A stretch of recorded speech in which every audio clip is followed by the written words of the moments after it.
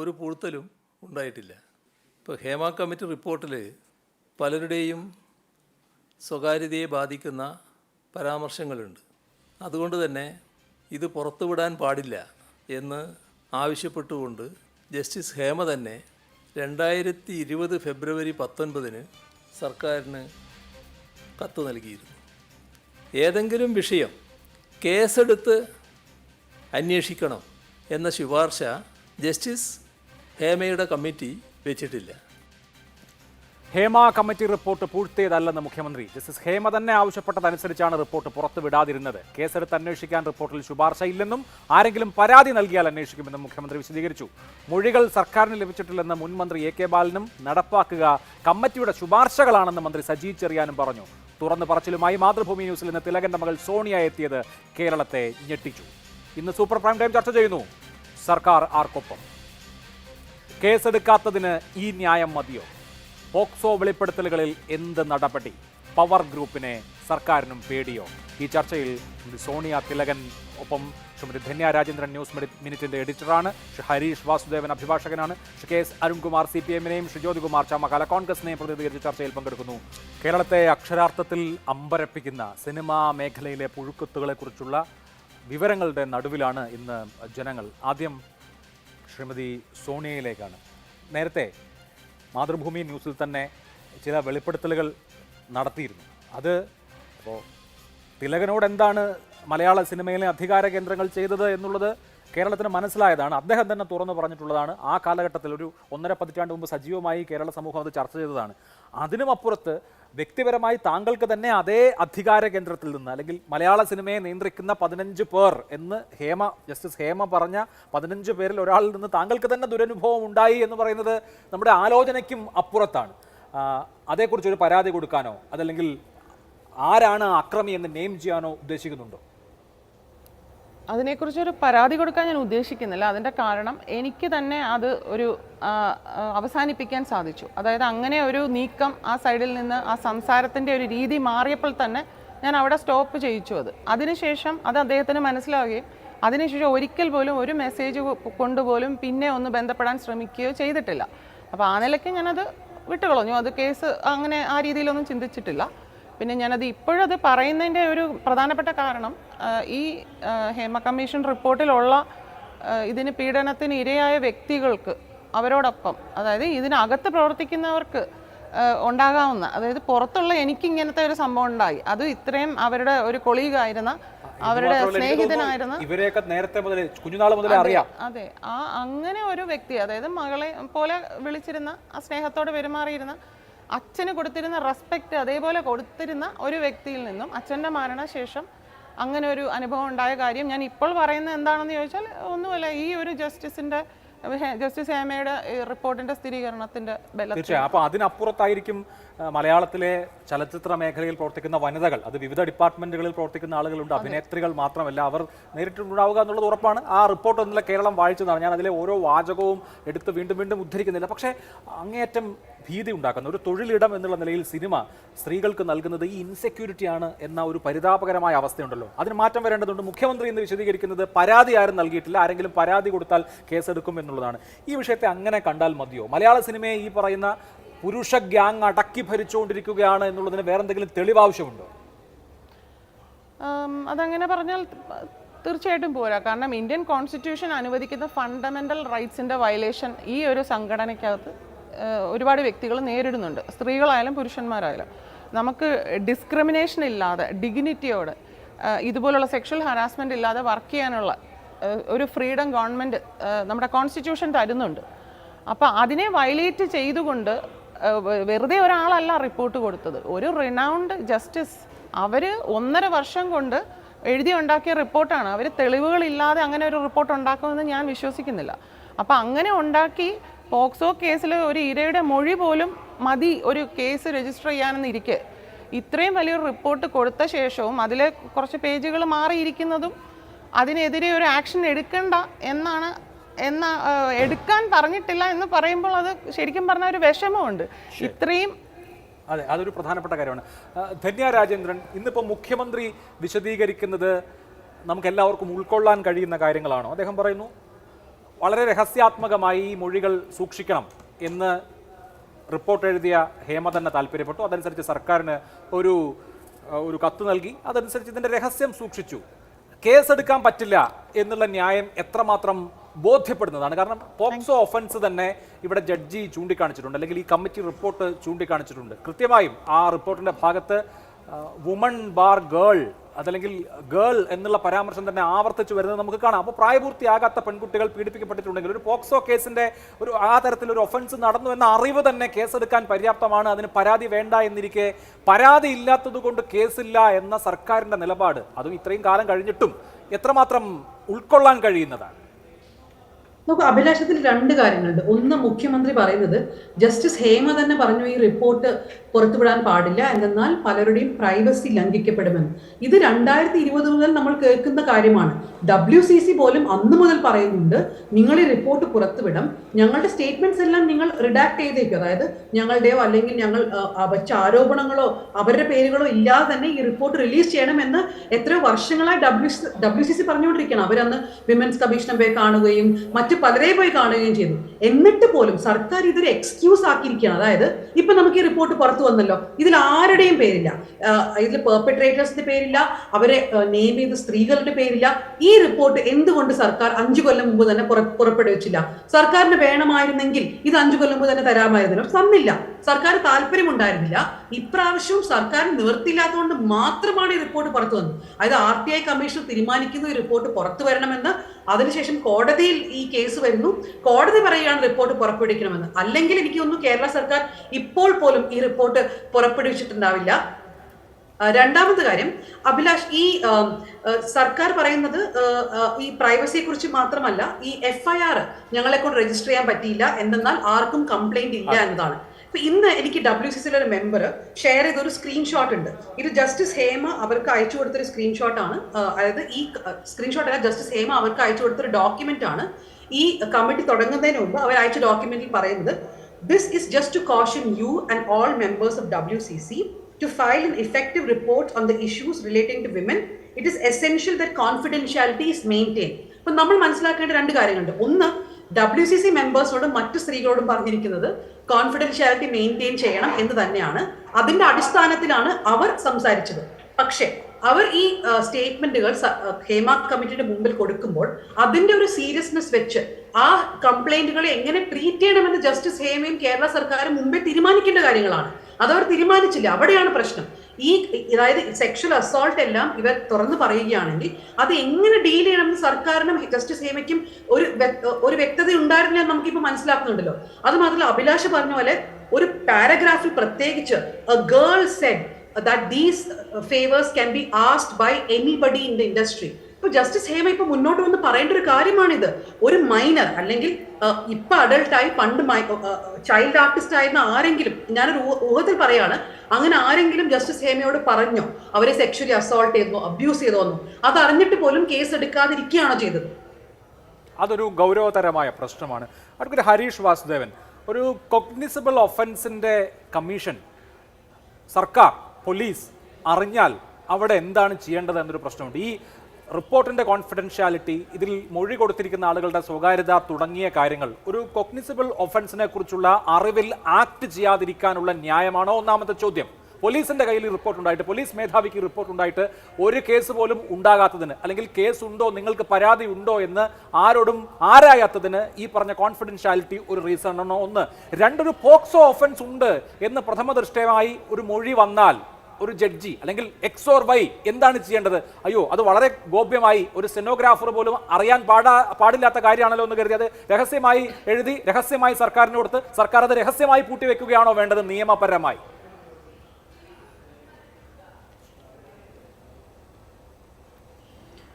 അഭിലാഷ്, ഇതിനകത്ത് നിയമം നോക്കിക്കഴിഞ്ഞിട്ടുണ്ടെങ്കിൽ ഒരു കേസ് എപ്പോഴാണ് രജിസ്റ്റർ ചെയ്യുന്നത്, അല്ലെങ്കിൽ സർക്കാർ എപ്പോഴാണ് ഒരു കേസ് രജിസ്റ്റർ ചെയ്യാൻ നിർബന്ധിതമായി തീരുന്നത് എന്നതിനെ സംബന്ധിച്ച് നേരത്തെയൊക്കെ നിരവധി സംശയങ്ങൾ ഉണ്ടായിരുന്നു എന്ന് പറയാം. പലപ്പോഴും സർക്കാരുകൾ കോഗ്നിസബിൾ ഒഫൻസുമായി ബന്ധപ്പെട്ട വിവരങ്ങൾ അറിയുമ്പോൾ അത് വിശ്വസനീയമായ അറിവാണോ കിട്ടുന്നത് എന്ന് പരിശോധിക്കുന്നവരെ വെയിറ്റ് ചെയ്യുകയും സർക്കാരിന് ബോധ്യപ്പെടുന്ന രീതി വരെ സമയം നീട്ടിക്കൊണ്ടു പോവുകയും ഒക്കെ ചെയ്യുന്ന ഒരു സ്ഥിതിവിശേഷം ഇന്ത്യയിലുണ്ടായിരുന്നു. ഈ വിഷയം വളരെ വിശദമായിട്ട് പരിശോധിക്കുകയും ഈ കാര്യത്തിൽ അസന്നിഗ്ധമായിട്ടുള്ള ഒരു വിധി പറയുകയും ചെയ്തത് ബഹുമാനപ്പെട്ട സുപ്രീം കോടതി 2013 ലളിതകുമാരി കേസിലാണ്. അതിനകത്താണ് സുപ്രീം കോടതി പറഞ്ഞത്, നിങ്ങൾ ഒരു ഇൻഫർമേഷൻ കിട്ടിയാൽ, ഒരു കോഗ്നിസിബിൾ ഒഫൻസിനെ സംബന്ധിച്ചുള്ള ഇൻഫർമേഷൻ കിട്ടിയാൽ അത് വിശ്വസനീയമാണോ അല്ലയോ അതിൻ്റെ മറ്റ് അന്വേഷണ നടപടികളിലേക്ക് പോകുന്നതിന് മുമ്പ് FIR രജിസ്റ്റർ ചെയ്യുക എന്ന് പറയുന്നത് ഏറ്റവും പ്രാഥമികമായിട്ടുള്ള ഉത്തരവാദിത്തമാണ്. FIR എന്ന് പറയുന്നത് ഫസ്റ്റ് ഇൻഫർമേഷൻ റിപ്പോർട്ടാണ്, അല്ലാതെ അന്വേഷണ റിപ്പോർട്ടല്ല. അപ്പോൾ ഫസ്റ്റ് ഇൻഫർമേഷൻ റിപ്പോർട്ടിൽ ചിലപ്പോൾ പറയാൻ കഴിയുക ഏതെങ്കിലും ഒരു ശവശരീരം ഒരു സ്ഥലത്ത് നിന്ന് കിട്ടി, അല്ലെങ്കിൽ ഏതെങ്കിലും തരത്തിലൊരു ക്രൈം ഇന്ന സ്ഥലത്ത് നടന്നു, ഒരു മൊഴി മാത്രമാണ്, അല്ലെങ്കിൽ ഒരു അറിവ് മാത്രമാണ് കിട്ടുക. ഈ അറിവ് പലപ്പോഴും ഒരു അനോണിമസ് കോൾ ആയിരിക്കാം. ആ അനോണിമസ് കോളിൽ നിന്നായിരിക്കാം അങ്ങനെ ഒരു വിവരം കിട്ടുന്നത്. ഏതായാലും അതിനകത്തൊരു പരാതിക്കാരിയെന്നോ പരാതിക്കാരനെന്നോ പരാതിയെന്നോ യാതൊന്നും CRPCയിൽ പറയുന്നില്ല.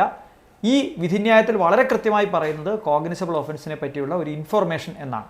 ഈ ഇൻഫർമേഷൻ പരാതിയായി വ്യാഖ്യാനിക്കുന്നത് വാസ്തവത്തിൽ ഈ കേസിലെ സുപ്രീം കോടതി വിധിയുടെ ലംഘനമാണെന്ന് മാത്രമല്ല, അതിന് മുൻകാലത്ത് എങ്ങനെയാണോ ഇന്ത്യയിൽ സ്റ്റേറ്റുകൾ പ്രവർത്തിച്ചത് അതിലേക്ക് നമ്മളെ കൂട്ടിക്കൊണ്ടുപോവുകയാണ്. എന്തുകൊണ്ടാണ് മുഖ്യമന്ത്രിക്ക് പോലും ഇത് സാധിക്കുന്നതെന്ന് ചോദിച്ചാൽ, കേരളത്തിലെ ബഹുഭൂരിപക്ഷം വരുന്ന ആളുകൾക്ക് അവരുടെ ഒരു തെറ്റിദ്ധാരണ, അല്ലെങ്കിൽ അവർക്ക് നിയമവ്യവസ്ഥയെ പറ്റിയുള്ള അവരുടെ ഒരു തെറ്റിദ്ധാരണ എന്ന് പറയുന്നത് പരാതിക്കാരില്ലാതെ എന്ത് പരാതി. കാരണം നമ്മുടെ നാട്ടിലെ നമ്മൾ കണ്ടുവരുന്നൊരു രീതി പരാതി കൊടുക്കാതെ. കേരള പോലീസ് ആക്ടിലെ 4ാം വകുപ്പ് പറ്റുമെങ്കിൽ ഈ ചർച്ച കണ്ടുകൊണ്ടിരിക്കുന്ന എല്ലാവരും ഗൂഗിൾ ചെയ്തൊന്ന് വായിച്ചു നോക്കണം. കേരള പോലീസ് ആക്ട് വെബ്സൈറ്റിലുണ്ട്. അതിൻ്റെ 4ാം വകുപ്പിൽ പറയുന്നത് പോലീസിന്റെ ഉത്തരവാദിത്തങ്ങളെ പറ്റിയാണ്. പ്രിവെൻഷൻ ഓഫ് ക്രൈം എന്ന് പറയുന്നത് അതിനകത്ത് പോലീസിന്റെയും സ്റ്റേറ്റിന്റെയും ഈ ക്രൈം രജിസ്റ്റർ ചെയ്യുന്നത് മാത്രമല്ല, അവിടെ ഒരു തെറ്റ് നടക്കാൻ സാധ്യതയുള്ള ഒരു പ്രദേശത്ത് ആ തെറ്റ് നടക്കുന്നത് തടയുന്നത് പോലീസിന്റെ ഉത്തരവാദിത്തമാണ്. എങ്ങനെയാണ് അത് സാധിക്കുക? ലോ ആൻഡ് ഓർഡറിലൂടെയാണ്. ഇവിടെ 10-30 വർഷക്കാലം ഒരു ഇൻഡസ്ട്രിയിൽ ക്രൈം നടന്നു എന്ന റിവിലേഷൻ നടക്കുകയാണ്. ആ റിവിലേഷൻ അത് ആരോട് ചെയ്തു എന്ന വിവരം കിട്ടിയില്ലെങ്കിൽ പോലും അത് അന്വേഷിച്ച് കണ്ടുപിടിക്കേണ്ട ബാധ്യത പോലീസിന്റെയാണ്. കാരണം കൃത്യം എന്ന് പറയുന്നത് വ്യക്തികൾക്കെതിരായിട്ടല്ല നടക്കുന്നത്, സ്റ്റേറ്റിനെതിരായിട്ടാണ്. അല്ല, അവിടെ നമ്മൾ ഈ കോണ്ടെക്സ്റ്റിൽ നിന്ന് വായിക്കുമ്പോൾ ഹരീഷ്, പക്ഷേ ഇവിടെ സർക്കാർ ചെയ്ത കാര്യങ്ങൾ ഇന്ന് മുഖ്യമന്ത്രി വിശദീകരിച്ചു. ഞങ്ങൾ അത് ചെയ്തു, ഇത് ചെയ്തു, 4 സിനിമ സ്ത്രീകൾക്ക് പ്രൊഡ്യൂസ് ചെയ്യാൻ വേണ്ടി പൈസ കൊടുത്തു തുടങ്ങിയ കാര്യങ്ങളൊക്കെ പറഞ്ഞു, സ്ത്രീകളെ ശാക്തീകരിക്കുന്നു എന്നൊക്കെ പറഞ്ഞു. പക്ഷേ നോക്കൂ, ഇതിപ്പോൾ പോക്സോ ഉണ്ട്. 82ാമത്തെ പാരഗ്രാഫിൽ we notice that in the beginning that the girls bar women were very hesitant to divulge their experiences. Girls bar women ആണ്, പെൺകുട്ടികളും സ്ത്രീകളും. ഇപ്പോൾ പെൺകുട്ടികളും സ്ത്രീകളും എന്ന് പറഞ്ഞാൽ പ്രായപൂർത്തിയാകാത്തവരും സ്ത്രീകളും. 87ാമത്തെ പാരഗ്രാഫിൽ the girl also told that the demand for sex can be made by anybody in cinema. അപ്പോൾ പ്രായപൂർത്തിയാകാത്ത കുഞ്ഞുങ്ങൾ എന്ന് വിളിക്കാവുന്ന പ്രായത്തിലുള്ള ആളുകൾ ലൈംഗിക ചൂഷണത്തിന് ഇരയായിട്ടുണ്ട് എന്ന് ഈ കമ്മിറ്റിയെ ഹെഡ് ചെയ്ത ജഡ്ജിന് ബോധ്യമുണ്ടെങ്കിൽ പോക്സോ നിയമം അനുസരിച്ച് അവരെന്തായിരുന്നു ചെയ്യേണ്ടത്? ഈ റിപ്പോർട്ട് കയ്യിലുള്ള സർക്കാർ എന്തായിരുന്നു ചെയ്യേണ്ടത്? അതാണല്ലോ ഇവിടുത്തെ മൗലികമായ പ്രശ്നം.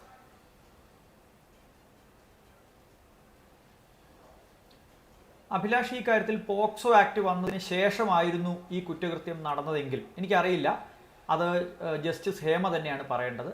പോക്സോ ആക്ട് വന്നതിന് ശേഷമായിരുന്നു ഈ കുറ്റകൃത്യം നടന്നതെങ്കിൽ ഇങ്ങനെ ഒരു കുട്ടി ജസ്റ്റിസ് ഹേമയ്ക്ക് മുമ്പിൽ മാത്രമല്ല ഏതെങ്കിലും ഒരു അധികാരിക്ക് മുമ്പിൽ പറയുകയാണെങ്കിൽ ആ കാര്യം പോലീസിനെ അറിയിക്കുന്നില്ല എങ്കിൽ പോക്സോ ആക്ടിന്റെ തന്നെ സെക്ഷൻ 19 അനുസരിച്ച് അത് കുറ്റകൃത്യമാണ്, അത് മറച്ചുവെക്കുന്നതിന് തുല്യമാണ്, അത് മറ്റൊരു ഒഫൻസാണ്.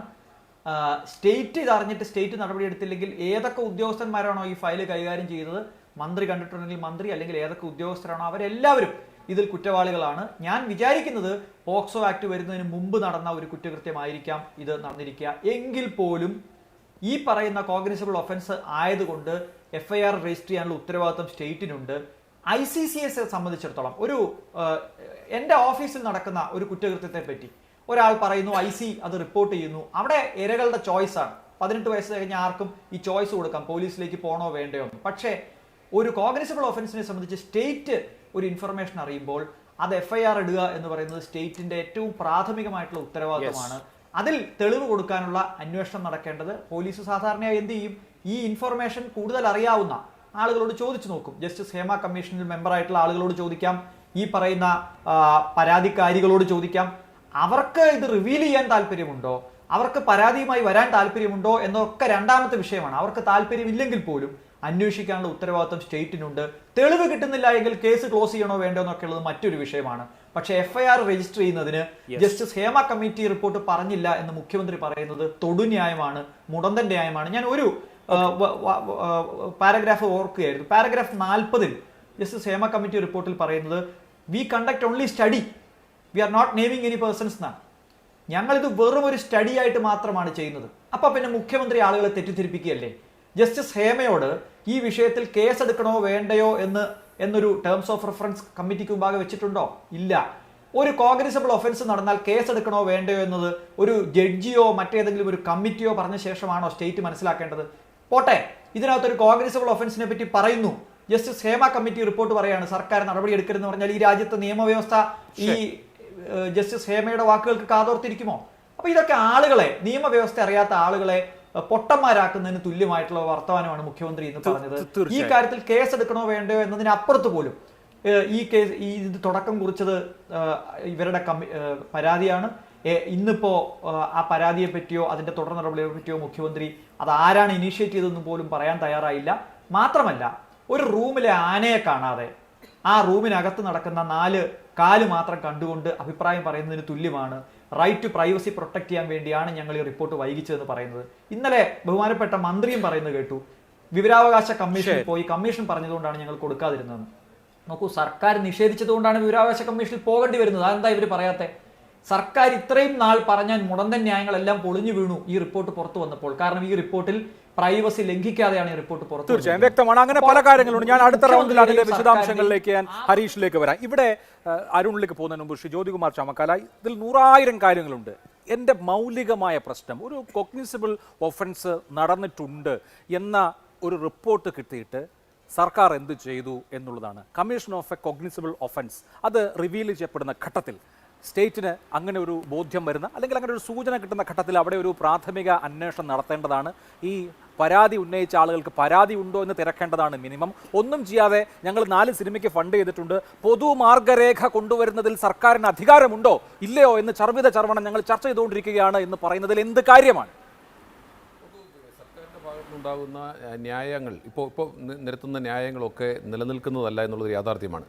ഈ സിനിമാ മേഖലയിൽ നമ്മളൊക്കെ പലപ്പോഴും പലരും ഭംഗിന്തരണ പലതും പറയാറുണ്ടായിരുന്നെങ്കിലും ഇത്ര ഭീകരമാണ് കേരളത്തിലെ സിനിമാ മേഖലയിൽ നടക്കുന്ന സംഭവഗതികൾ എന്നതിനെ സംബന്ധിച്ച് ഞെട്ടിപ്പിക്കുന്ന വിവരങ്ങളാണ് കഴിഞ്ഞ ദിവസം പുറത്തു വന്നിട്ടുള്ളത്. ഈ വിവരവുമായി ബന്ധപ്പെട്ട് ഇപ്പോൾ സർക്കാരിൻ്റെ ഭാഗത്തുനിന്ന് അതിനേക്കാൾ ഞെട്ടിപ്പിക്കുന്ന വിഷയമാണ് സർക്കാരിൻ്റെ ഭാഗത്തുനിന്നുണ്ടായിട്ടുള്ള ഈ വീഴ്ച എന്ന് പറയുമ്പോൾ നമ്മളിപ്പോൾ സൂചിപ്പിച്ചതുപോലെ പോക്സോ കേസ് ഉൾപ്പെടെ, അതായത് പോക്സോ കേസിനെ സംബന്ധിച്ച് 2012 പോക്സോ ആക്ട് നിലവിൽ വന്നിട്ടുള്ളത്. അതിനുശേഷമാണോ അതിന് മുമ്പാണോ, ഏതായാലും പോക്സോ കേസ് ഉൾപ്പെടെ അതിൻ്റെ കേസ് പോലും അട്രാക്ട് ചെയ്യാൻ കഴിയുന്ന രീതിയിലുള്ള ക്രൈം നടന്നിട്ടും, അല്ലെങ്കിൽ സ്ത്രീകളെ സംബന്ധിച്ച് നോക്കൂ, ഇന്നത്തെ മാധ്യമങ്ങൾ മുഴുവൻ, അത് പ്രിൻ്റ് മീഡിയ ആകട്ടെ വിഷ്വൽ മീഡിയ ആകട്ടെ, ഇതിൻ്റെ അതിഭീകരമായ ഈ മേഖലയിൽ ഉണ്ടായിക്കൊണ്ടിരിക്കുന്ന ചൂഷണത്തെ സംബന്ധിച്ച് ഏറ്റവും കൂടുതൽ സ്ത്രീകളെ, സഹോദരിമാരെ ചൂഷണം ചെയ്യുന്നതുമായി ബന്ധപ്പെട്ട, അല്ലെങ്കിൽ അവിടെയുള്ള ലോബിയെ സംബന്ധിച്ച്, അല്ലെങ്കിൽ അവിടെയുള്ള ഗുണ്ട തലവന്മാരെ സംബന്ധിച്ച്, 15 ഗുണ്ടകളെ സംബന്ധിച്ച് ഉൾപ്പെടെ കൃത്യമായി പറയുന്നുണ്ട്. ഈ ഫീൽഡ് നിയന്ത്രിക്കുന്ന 15 പേരെ സംബന്ധിച്ച് ആ പാരഗ്രാഫിൽ 269ഉം 270 എൻ്റെ വിശ്വാസം, വളരെ കൃത്യമായി പറയുന്നു 15 പേരാണ് ഇത് നിയന്ത്രിക്കുന്നത്. അതിലൊരാളുടെ പേരെടുത്ത് തന്നെ പറയുന്നുണ്ട്. പേരെന്ന് വെച്ചാൽ, പേര് പറയുന്നതിൽ നിന്ന് ഒഴിച്ചാൽ ആത്മയുടെ പ്രസിഡന്റ് ഒറ്റയാളേ ഉള്ളൂ, KB ഗണേഷ് കുമാറാണ്. ആത്മയുടെ പ്രസിഡന്റ് ഉൾപ്പെടെ ഇതുമായി ബന്ധപ്പെട്ട് നടത്തിയിട്ടുള്ള ഇടപെടലുകളെ സംബന്ധിച്ച് അദ്ദേഹം ഉൾപ്പെടെയാണെന്നത് പറയുന്നു. അത് എൻഡോസ് ചെയ്തുകൊണ്ടെന്ന് നമ്മുടെ വിനയൻ പറഞ്ഞിരിക്കുന്നു. അപ്പോൾ ഇങ്ങനെയൊക്കെ നിൽക്കുമ്പോൾ ആ മന്ത്രിയോട് ഉൾപ്പെടെ നോക്കൂ, നമ്മൾ ഗൗരവത്തിൽ കാണേണ്ടത് മന്ത്രിസഭയിലെ ഒരു അംഗം തന്നെയാണ് ഈ 15 പേരിൽ ഒരാളെന്ന് പതിയെ പുറത്തു വന്നിരിക്കുന്നു. എന്നിട്ട് പോലും മുഖ്യമന്ത്രിയൊക്കെ ഇതിനെ ന്യായീകരിച്ച് പറയുക. ആ മന്ത്രിയോടൊന്ന് മാധ്യമങ്ങൾ ചോദിച്ചപ്പോഴോ, ഇങ്ങനെ റിപ്പോർട്ടുകൾ ഇങ്ങനെയൊക്കെ വരും, ഞാൻ ഇതിനൊന്നും പ്രതികരിക്കേണ്ട കാര്യമില്ല, അതൊക്കെ ഞാൻ ട്രാൻസ്പോർട്ട് മന്ത്രിയല്ലേ, സാംസ്കാരിക മന്ത്രി പ്രതികരിച്ചോളും എന്നൊക്കെ ലാഘവത്തോട് കേരളത്തിലെ സാധാരണക്കാരായ സ്ത്രീകളോട്, നമ്മളൊക്കെ ഏറെ ആരാധിക്കുന്ന ബഹുമാനിക്കുന്ന സ്ത്രീകളോടൊക്കെ ഉള്ള പുച്ഛം, ആ പുച്ഛം അവിടെ നിലനിൽക്കുകയാണ്. അതൊക്കെ കാണുമ്പോൾ എനിക്ക് പലതും ഞാൻ അതിൻ്റെ വിശദാംശങ്ങളിലേക്കൊന്നും പോകുന്നില്ല.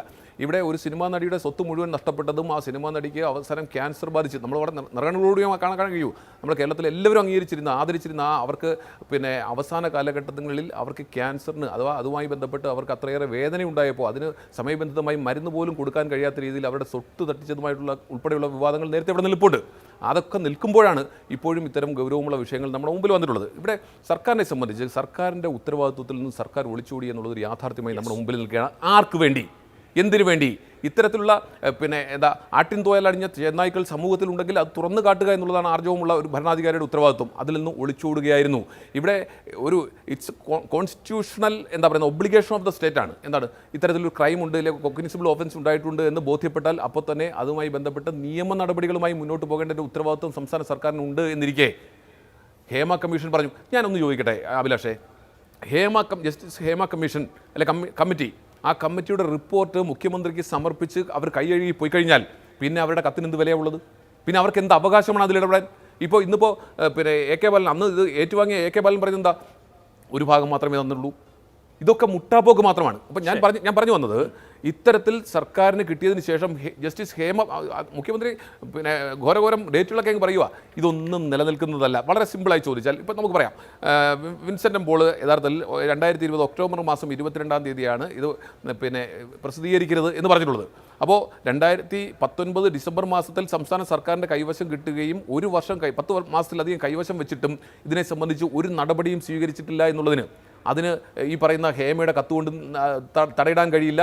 അത് ഗൗരവമുള്ള വീഴ്ച തന്നെയാണ് സർക്കാരിന്റെ ഭാഗത്തുനിന്ന് ഉണ്ടായിരിക്കുന്നത് എന്ന കാര്യത്തിൽ ഒരു തർക്കവുമില്ല. ഓക്കെ, ശ്രീ അരുൺകുമാർ, സർക്കാർ എന്താണ് ഈ പറയുന്നത്? ഇപ്പോൾ ഒരു ട്രിബ്യൂണൽ രൂപീകരിക്കണമെന്ന ശുപാർശയുണ്ട്, അതോറിറ്റി രൂപീകരിക്കണമെന്ന ശുപാർശയുണ്ട്, ആക്ട് ഉണ്ടാക്കണമെന്ന ശുപാർശയുണ്ട്. ശരി, സർക്കാർ സമയം പോലെ പരിഗണിച്ച് എപ്പോഴെങ്കിലും തീരുമാനിക്കൂ, അതെൻ്റെ വിഷയമല്ല. പൊതുമാർഗരേഖ കൊണ്ടുവരാൻ സർക്കാരിന് കഴിയുമെന്ന ചോദ്യം ഗൗരവപരമായി ആലോചനയ്ക്ക് വിധേയമാക്കുകയാണെന്ന് മുഖ്യമന്ത്രി പറഞ്ഞു. ശരി, ആലോചിക്കൂ, ഗൗരവതരമായി ആലോചിച്ച് അങ്ങനെ ഒരു പൊതുമാർഗരേഖ കൊണ്ടുവരാൻ പറ്റുമോ ഇല്ലയോ എന്നൊക്കെ ആലോചിക്കും. പക്ഷേ നോക്കൂ, ഒരു ഒഫൻസ് നടന്നു എന്ന റിപ്പോർട്ട്, ഒരു ഒഫൻസ് അല്ല പല ഒഫൻസുകൾ നടന്നു എന്നതിൻ്റെ റിപ്പോർട്ട് സർക്കാരിൻ്റെ കയ്യിൽ ഉണ്ടായിട്ട് അതിന് ആക്ട് ചെയ്യാതിരിക്കാൻ ഈ പറയുന്ന ന്യായങ്ങൾ ഏതാണ് നിലനിൽക്കുന്നത്? താങ്കൾ ഹൈക്കോടതിയിൽ അഭിഭാഷകനല്ലേ? ഒരു പോക്സോ കുറ്റകൃത്യം, പ്രായപൂർത്തിയാകാത്ത കുട്ടി എന്ന നിർവചനത്തിൽ പെടുത്താൻ കഴിയുന്ന ആൾക്ക് നേരെ ലൈംഗിക അതിക്രമം ഉണ്ടായി എന്ന റിപ്പോർട്ട് ഉണ്ടായിട്ട് അത് സ്റ്റഡി മാത്രമായിരുന്നു എന്ന് പറഞ്ഞ് പൂട്ടിവെക്കാൻ പറ്റുമോ? എന്തുകൊണ്ടാണ് ഇക്കാര്യത്തിൽ നിയമപരമായ ആക്ഷൻസ് ഇല്ലാത്തത് എന്ന ചോദ്യത്തിന് ഉത്തരമെവിടെ? ഇവിടെ ജസ്റ്റിസ് ഹേമയുടെ നേതൃത്വത്തിലുള്ളത് ഒരു ജുഡീഷ്യൽ കമ്മീഷൻ ആയിരുന്നില്ല. കമ്മീഷൻ ഓഫ് എൻക്വയറീസ് ആക്ട് പ്രകാരമുള്ള ഒരു സ്റ്റാറ്റ്യൂട്ട് പ്രകാരമുള്ള അന്വേഷണവുമല്ല. നമുക്കെല്ലാം അറിയാം, ഇതൊരു എക്സ്പെർട്ട് കമ്മിറ്റിയാണ്. ആ കമ്മിറ്റി കോൺസ്റ്റിറ്റ്യൂട്ട് ചെയ്ത് ടേംസ് ഓഫ് റെഫറൻസിന്റെ ഭാഗമായി 7 പ്രധാനപ്പെട്ട ഇഷ്യൂ പരിശോധിക്കാൻ പറഞ്ഞു. അതിന്റെ ഭാഗമായി 2 വർഷം എടുത്ത് അവർ അതുമായി ബന്ധപ്പെട്ടുകൊണ്ട് പഠനം നടത്തി ഒരു റിപ്പോർട്ട് കൊടുത്തു. ആ റിപ്പോർട്ട് കൊടുക്കുമ്പോൾ ആ 7 ടേംസ് ഓഫ് റെഫറൻസിനെ ആധികരിച്ചുകൊണ്ട് അവർ ചില നിർദ്ദേശങ്ങൾ കൊടുത്തു. അതിൽ ഒരിടത്തും ഒരു ക്രിമിനൽ ഒഫൻസ് ഉണ്ട് എന്നോ ക്രിമിനൽ കേസ് രജിസ്റ്റർ ചെയ്യണമെന്നോ പറഞ്ഞിട്ടില്ല. ജസ്റ്റിസ് ഹേമ ആരാണെന്ന് നമുക്കറിയാം. വളരെ സെഷൻ ജഡ്ജി ആയിരുന്നു, 10 വർഷത്തിലധികം ബഹുമാനപ്പെട്ട ഹൈക്കോടതി ജഡ്ജി ആയിരുന്നു. റിപ്പോർട്ട് വെറുതെ ഒന്ന് വായിച്ചു നോക്കിയാൽ ക്രിമിനൽ ഒഫൻസ് കാണാം. ഞാൻ ഇതൊരു കമ്മീഷൻ ഓഫ് എൻക്വയറീസ് ആക്ട് അനുസരിച്ച് രൂപീകരിച്ച കമ്മീഷനാണെന്ന് പറഞ്ഞിട്ടില്ല. ഇത് സർക്കാരിന് നിയമസഭയിൽ ടേബിൾ ചെയ്യാനുള്ള ബാധ്യതയില്ല, ഇത് പ്രസിദ്ധീകരിക്കാനുള്ള ബാധ്യതയില്ല, സ്റ്റാറ്റ്യൂട്ടറി ആയിട്ടുള്ള എന്തെങ്കിലും ബാധ്യതകൾ സർക്കാരിനില്ല, സമ്മതിച്ചു. പക്ഷെ നോക്കൂ, ഒരു സിഗരറ്റ് കവറിന്റെ പുറത്തെഴുതിയ പരാതി ആയിക്കൊള്ളട്ടെ, അല്ലെങ്കിൽ ഒരു മൊഴിയാവട്ടെ, ഒരു കൊഗ്നിസിബിൾ ഒഫൻസ് ഉണ്ട് എന്ന് സർക്കാരിന് മുമ്പിൽ ഒരു വിവരം കിട്ടിയാൽ എന്ത് ചെയ്യും എന്നുള്ളതാണ് ഇവിടുത്തെ പ്രശ്നം. ബാക്കിയൊക്കെ വിടൂ. അല്ല, ഇവിടെ ഒരു എക്സ്പെർട്ട് കമ്മിറ്റിയെ വയ്ക്കാൻ ശേഷിയുള്ള, ഈ വിഷയങ്ങളെക്കുറിച്ച് പഠിക്കാൻ അതിന് അധികാരമുള്ള അല്ലെങ്കിൽ അതിനുള്ള മനസ്സ് ഉള്ള, അതുപോലെ തുടർ നടപടി സ്വീകരിക്കാൻ കഴിവുള്ള ഒരു ഗവൺമെന്റ് ഉള്ളപ്പോൾ ഒരാളെ പോലും സംരക്ഷിക്കണമെന്ന ഒരു ഉത്തരവാദിത്വം അല്ലെങ്കിൽ അതിന്റെ ഒരു ആഗ്രഹം ഗവൺമെന്റിനില്ല. ഇവിടെ പലരും പറയുകയാണ് മനഃപൂർവ്വം മറച്ചുവെച്ചു, പുറത്തുവിട്ടില്ല റിപ്പോർട്ട്. 2019 ഡിസംബർ മാസം 31 കിട്ടിയ റിപ്പോർട്ട് ജനുവരി മാസത്തിൽ തന്നെ 2020 ജനുവരി മാസത്തിൽ തന്നെ വിവരാവകാശ കമ്മീഷൻ അതുമായി ബന്ധപ്പെട്ടുള്ള പ്രൊസീഡിംഗ്സ് ആരംഭിച്ചു. ഒരു ഘട്ടത്തിൽ പോലും അതിന്റെ റിപ്പോർട്ട് പുറത്തുവിടരുത് എന്നൊരാഗ്രഹം ഗവൺമെന്റ് സ്വീകരിച്ചിട്ടില്ല. റിപ്പോർട്ട് കൊടുത്ത വ്യക്തി തന്നെ പറഞ്ഞു, സുപ്രീം കോടതി നോംസ് അനുസരിച്ച് ഇതിൽ സ്വകാര്യതയുമായി ബന്ധപ്പെട്ട നിരവധി പ്രശ്നങ്ങളുണ്ട്, പുറത്തുവിടരുത് എന്ന് പറയുന്നു. വിവരാവകാശ കമ്മീഷൻ ഓർഡർ ഇടുന്നു. പിന്നീട് 2-3 വർഷം കഴിഞ്ഞ് ഹൈക്കോടതി സിംഗിൾ ബെഞ്ച് ഇടപെടുന്നു. അവസാനം ഇത് പുറത്തുവിടാം, കുറച്ചു ഭാഗം മാറ്റിയതിനു ശേഷം പുറത്തുവിടാം എന്ന് പറഞ്ഞപ്പോൾ ഗവൺമെന്റ് പുറത്തുവിടുന്നു. പഠനം നടത്താനും കമ്മിറ്റി വെക്കാനും അതിന്റെ തുടർ നടപടി സ്വീകരിക്കാനും ഇച്ഛാശക്തിയുള്ള ഒരു ഗവൺമെന്റിന് അതിന്റെ ഭാഗമായി ഏതെങ്കിലും ഒഫൻസ് ഉണ്ടെങ്കിൽ അവർക്കെതിരെ നടപടിയെടുക്കാൻ എന്താണ് ബുദ്ധിമുട്ട്? Place of incident, time of incident, ആരാണ് വിക്ടിം, ആരാണ് ഇതുമായി ബന്ധപ്പെട്ടുള്ള പരാതി ഉള്ളത്, എത്തരത്തിലുള്ള വസ്തുതകൾ ഉണ്ടെങ്കിൽ ജസ്റ്റിസ് ഹേമ തന്നെ റെക്കമെൻഡ് ചെയ്യില്ലേ ഇന്ന വിഷയം ക്രിമിനൽ ഒഫൻസ് ആണ്? 10 കൊല്ലം ബഹുമാനപ്പെട്ട ഹൈക്കോടതിയിൽ ഇരുന്ന ജഡ്ജിയല്ലേ, ഏറ്റവും ആധികാരികമായി പ്രവർത്തിച്ച വ്യക്തിത്വം തന്നെയല്ലേ. ജസ്റ്റിസ് ഹേമ എന്തുകൊണ്ട് അത് റെക്കമെൻഡ് ചെയ്തു എന്ന്, റെക്കമെൻഡ് ചെയ്യാതിരുന്നു എന്നുള്ളത് അവരോട് ചോദിക്കേണ്ട വിഷയമാണ്. പക്ഷേ ഈ പറഞ്ഞ കാര്യങ്ങളൊക്കെ ഒരു പ്രാഥമിക അന്വേഷണത്തിൽ പ്ലേസ് ഓഫ് ഒക്കറൻസ് അറിയണമെങ്കിൽ ഒരു പ്രാഥമിക അന്വേഷണം നടത്തണ്ടേ? ആരാണ് വിക്ടിം അന്വേഷിക്കണ്ടേ? ഇതാ സർക്കാർ മുമ്പിൽ. അതാണ് ഞാൻ പറഞ്ഞത്, ഒരു കമ്മിറ്റി റിപ്പോർട്ടിന്റെ രൂപത്തിലല്ലെന്ന്, ഒരു വെറും കടലാസിൽ ഒരു സിഗരറ്റ് കൂടിന്റെ പുറത്ത് ഇങ്ങനെ ഒരു വലിയ ക്രൈം നടന്നിരിക്കുന്നു എന്നൊരു വിവരം സർക്കാരിന് കിട്ടിയാൽ സർക്കാർ എന്താണ് ചെയ്യേണ്ടത്? അതാണ് എൻ്റെ പോയിന്റ്. ബാക്കി ഈ റിപ്പോർട്ടിന്റെ മഹനീയതയൊക്കെ അവിടെ നിൽക്കട്ടെ. സർക്കാരിനെ സംബന്ധിച്ചിടത്തോളം അതിന്റെ ലീഗൽ വാലിഡിറ്റി പരിശോധിച്ചു, DGP അടക്കം പരിശോധിക്കുന്നു. ഏതെങ്കിലും തരത്തിൽ ക്രിമിനൽ ഒഫൻസ് നിലനിൽക്കുന്ന, രജിസ്റ്റർ ചെയ്യാൻ പറ്റുന്ന സാഹചര്യം ഉണ്ടെങ്കിൽ അപ്പോൾ കേസ് രജിസ്റ്റർ ചെയ്യും. ഒരാളെ പോലും സംരക്ഷിക്കേണ്ട ബാധ്യതയില്ല. ഇന്ന് മുഖ്യമന്ത്രിയുടെ പത്രസമ്മേളനത്തിൽ ഏറ്റവും അവസാനം പറഞ്ഞ വാചകം എന്താണ്? ഒരാൾ, ഏതെങ്കിലും തരത്തിൽ പരാതിയുള്ളവർ, ഏതെങ്കിലും തരത്തിൽ ഇതിന്റെ ഒരു ഇൻഗ്രീഡിയൻസ്, ഒരു ക്രിമിനൽ കേസ് രജിസ്റ്റർ ചെയ്യാനുള്ള ഏതെങ്കിലും ഒരു ഇൻഗ്രീഡിയൻസ് തന്നോട്ടെ, പ്ലേസോ ഡേറ്റോ അതിന്റെ ഇൻഫർമേഷനോ മറ്റേതെങ്കിലും തരത്തിൽ വിക്ടിമോ വിക്ടിമിന്റെ ഏതെങ്കിലും സാഹചര്യം അറിയാവുന്നവർ രംഗത്ത് വരട്ടെ.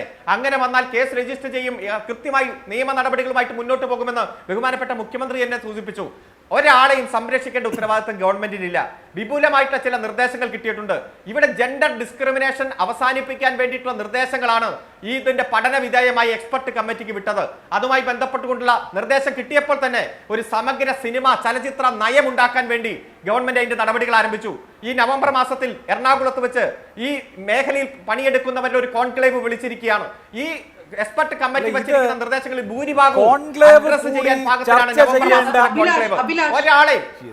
ഇത് കോൺക്ലേവ് കൂടി ചർച്ച ചെയ്യേണ്ട വിഷയമാണോ? The major issue which women face in film industry is sexual harassment. It is the worst evil which women in cinema face in the film industry എന്നുള്ളത് അത് കോൺക്ലേവ് കൂടി ചർച്ച ചെയ്യേണ്ട വിഷയമാണോ, ലീഗലി പരിഹാരം ഉണ്ടാക്കേണ്ട വിഷയമാണോ എന്നുള്ളതാണ് അടിസ്ഥാനപരമായ പ്രശ്നം. തന്നെ എന്തോ പറയാൻ ഉദ്ദേശിച്ചിരുന്നു, പറയൂ.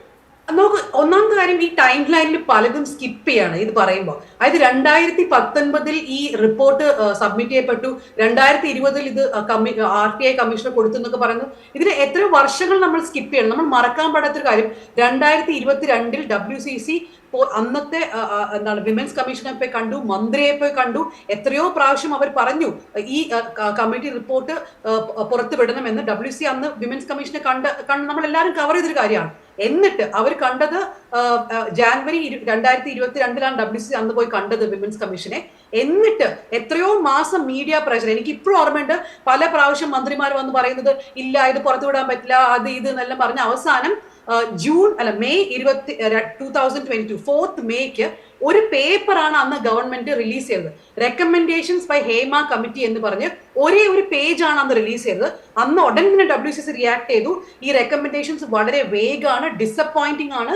എങ്ങനെയാണ് ഈ റെക്കമെൻഡേഷൻസിലേക്ക് എത്തിയത് എന്ന് മനസ്സിലാക്കണമെങ്കിൽ ഈ റിപ്പോർട്ട് പുറപ്പെടുവിക്കണം എന്നാണ് WCC പറഞ്ഞു. അപ്പൊ നമ്മൾ ഈ ടൈം ലൈനിൽ 2020 ഉടനെ സ്കിപ്പ് ചെയ്ത് 2024 വരാൻ പറ്റില്ല. അത് ആ 4 വർഷത്തിൽ പല സംഭവങ്ങളും സംഭവിച്ചു. പക്ഷെ സർക്കാർ എന്ത് പറഞ്ഞിട്ടും സർക്കാർ ഈ റിപ്പോർട്ട് റിലീസ് ചെയ്തില്ല. അല്ല, ഓക്കെ, അതൊരു പ്രധാനപ്പെട്ട വിഷയമാണ്. ഒപ്പം ശ്രീ അരുൺ നോക്കൂ, 94ാമത്തെ പാരഗ്രാഫ് ഒന്ന് വായിച്ചു നോക്കണം താങ്കൾ. Some of the witnesses also produced certain video clips, audio clips, screenshots of WhatsApp messages, etc. to establish the fact that there is demand for sex for the very entry into cinema and that certain people in the industry persuade them to make themselves available for sex. ഈ sex demand ചെയ്യുന്നതിന്റെ തെളിവുകൾ, evidences ഞങ്ങൾക്ക് മുമ്പാകെ വെളിപ്പെടുത്തി. ആ തെളിവ് ഞങ്ങളുടെ കയ്യിൽ തന്നു. ഇതാണോ കോൺക്ലേവ് കൂടി പിന്നെ തീരുമാനിക്കേണ്ട കാര്യം? കേസ് എടുക്കേണ്ട വിഷയം. We are satisfied that the woman face sexual harassment even from very well known people in film industry. We are satisfied that woman face sexual harassment even from very well known people in film industry എന്ന് പറയുന്ന ഒരു report നിങ്ങൾ ചർച്ച ചെയ്തിട്ടാണോ തീരുമാനിക്കാൻ പോകുന്നത്? മറിച്ച് ആരാണ് എന്ന് കണ്ടെത്തലല്ലേ വേണ്ടത്? ആരാണ് ഈ ഒഫൻസ് നടത്തിയത്? തെളിവുകൾ അടക്കം ഈ കമ്മിറ്റിയുടെ മുമ്പിൽ ഹാജരാക്കിയിട്ടില്ലേ? സിനിമയിലെ പ്രമുഖരുടെ, ഏറ്റവും പ്രമുഖരുടെ വരെ ലൈംഗിക വൈകൃതങ്ങൾക്ക് ഇരയാകേണ്ടി വന്നു ഞങ്ങളെന്ന് ഒരു കൂട്ടം സ്ത്രീകൾ സർക്കാർ നിയോഗിച്ച ഒരു കമ്മിറ്റിയുടെ മുമ്പിൽ മൊഴി കൊടുത്താൽ സർക്കാർ കോൺക്ലേവ് നടത്തുകയാണോ ചെയ്യേണ്ടത്? രണ്ട് കാര്യമാണ്. ഇപ്പോൾ ഇതിൽ പങ്കെടുക്കുന്ന സുഹൃത്ത് ചോദിച്ചതുപോലെ 2022 മന്ത്രിമാരെ അടക്കം സമീപിച്ചിട്ടും റിപ്പോർട്ട് പുറത്തുവിടാൻ തയ്യാറായില്ല എന്നാണ് പറയുന്നത്. എന്നാൽ നോക്കുക, ഈ റിപ്പോർട്ട് കൃത്യമായി ഹേമ കമ്മിറ്റി ഗവൺമെന്റിന് സമർപ്പിച്ച് 23-ാം ദിവസം മുതൽ, അതായത് 22/1/2020 മുതൽ 5/7/2024 വരെ, അതായത് കഴിഞ്ഞ മാസം വരെ ഈ റിപ്പോർട്ട് പുറത്തുവിടരുന്ന ഇൻഫർമേഷൻ കമ്മീഷനും അതുപോലെ തന്നെ അവസാനം ഹൈക്കോടതിയുടെയും ഉത്തരവുണ്ട്.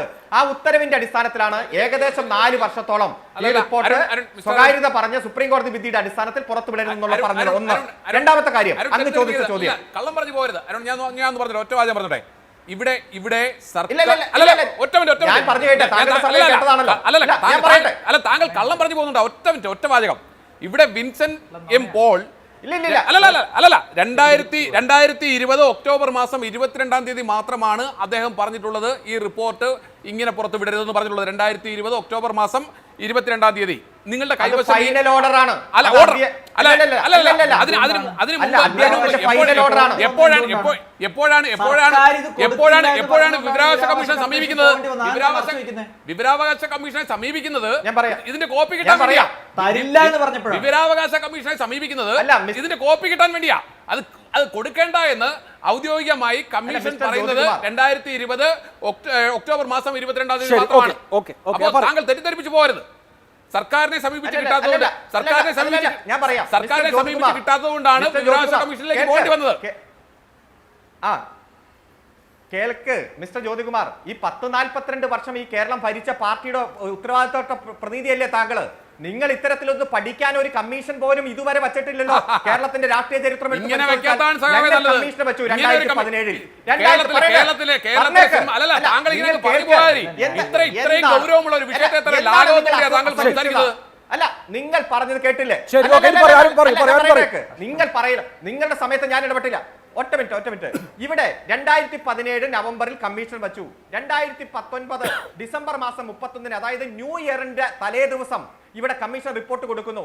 11/1-ന്, അതായത് 12 ദിവസങ്ങൾക്ക് ശേഷം കൃത്യമായി ഇവിടെ റൈറ്റ് ടു ഇൻഫർമേഷൻ ആക്ട് പ്രകാരമുള്ള അപേക്ഷ കിട്ടുന്നു. മറുഭാഗത്തിന് നോട്ടീസ് കൊടുക്കുന്നു. കൃത്യമായി 22/1/2020 തന്നെ അതിൽ ഇടക്കാല ഉത്തരവായി ഫൈനൽ ഉത്തരവാണ് ഒക്ടോബർ. വിവരാവകാശ കമ്മീഷൻ വിവരാവകാശ കമ്മീഷൻ ഒരു ആപ്ലിക്കേഷൻ കിട്ടിയാൽ അത് ആരാണോ അപേക്ഷ പരിഗണിക്കേണ്ടത് കൊടുക്കേണ്ടത് ബന്ധപ്പെട്ട കക്ഷികൾക്കെല്ലാം നോട്ടീസ് കൊടുക്കില്ലേ?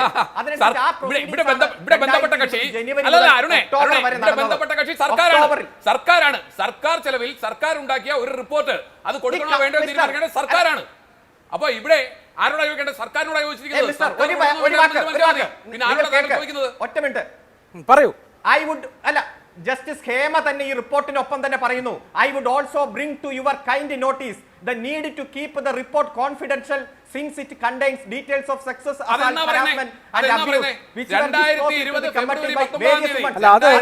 ഫെബ്രുവരി 19 തീയതി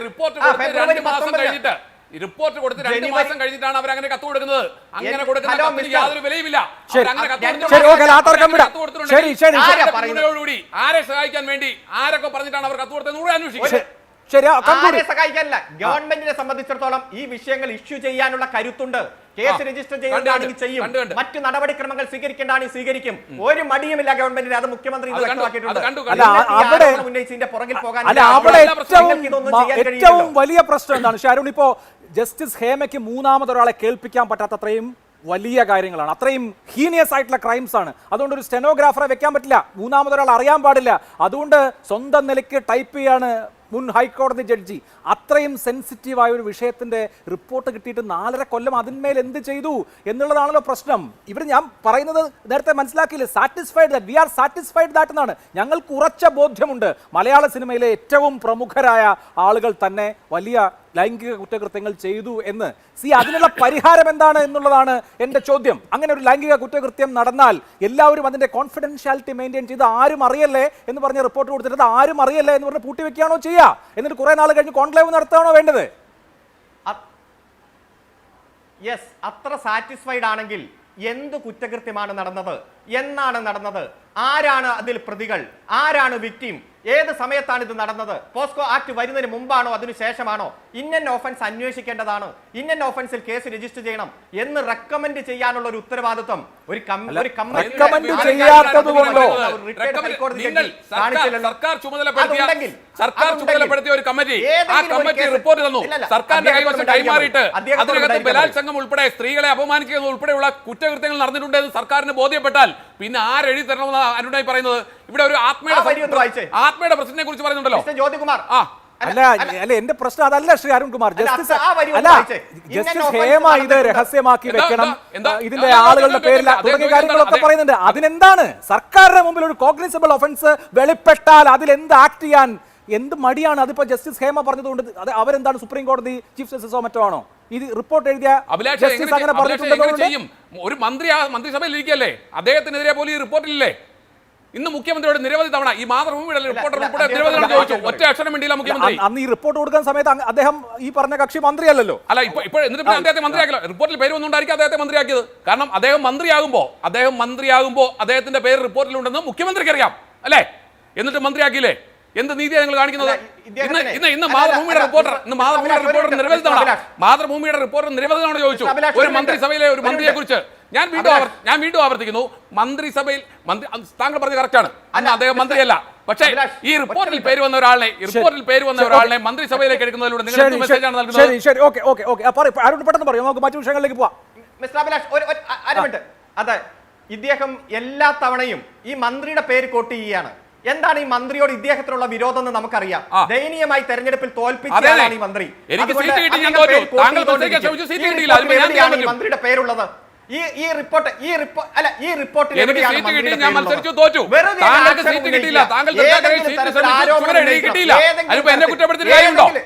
ഞാൻ ചോദിക്കുന്നത് ഗണേഷ് കുമാർ എന്ന് പറയുന്ന മന്ത്രിയെ കുറിച്ച് ഈ റിപ്പോർട്ടിൽ പേരുണ്ടോ?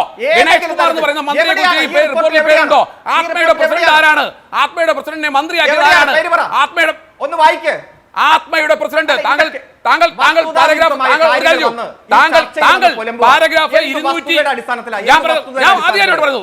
ആ പാരഗ്രാഫിനൊക്കെ ലക്ഷ്യം വേറെയാ. പാരഗ്രാഫ് 270 സ്പെസിഫിക് ആയിട്ട് പറഞ്ഞു ആത്മയുടെ പ്രസിഡന്റ് ആരാണ്? ഗണേഷ് കുമാർ. ആ ഗണേഷ് കുമാറിനെ നിങ്ങൾ ഈ റിപ്പോർട്ട് കിട്ടിയതിനു ശേഷം മന്ത്രിസഭയിൽ എടുത്തിട്ട് അത് ചോദ്യം ചെയ്യുമ്പോൾ ഞാൻ തോറ്റുകൊണ്ടാണെന്ന് പറഞ്ഞാൽ താങ്കൾക്ക് സീറ്റ് കിട്ടാത്തതിന് ഞാനല്ലോ ഉത്തരവാദി. ആൾക്ക് ആ സീറ്റ് കിട്ടാതാക്കിയത് പാർട്ടിയല്ലേ? താങ്കളെ പാർട്ടിയിൽ ഭാഗമായിട്ടല്ലേ? ഞാൻ മത്സരിച്ചും ജയിക്കും. ആരോപണങ്ങൾ ഉന്നയിച്ച് അത് വിടാം. നോക്കൂ, പരസ്പര ഈ 15